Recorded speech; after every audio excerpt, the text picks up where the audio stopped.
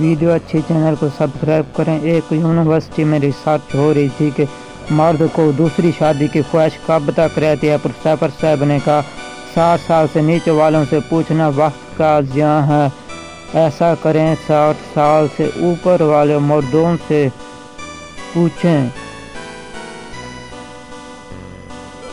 چنانچہ طالب علموں ایک 60 سالہ بزرگ نظام الدین سے سوال کیا تو بزرگ نے کہا کیا تمہارے پاس کوئی رشتہ ہے؟ طالب علم جان گئے۔ پھر طالب علم نے ایک 70 سالہ بزرگ سراج الدین سے پوچھا، اس نے کچھ ایسا ہی جواب دیا۔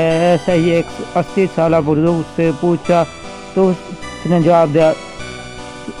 تو اس کے بعد ایک 90 سالہ بزرگ امام الدین سے سوال کیا۔ بزرگ نے بولے ایسا بات کرو، تمہاری چچی کے کان بہت باریک ہیں، فوراً سن لے گی۔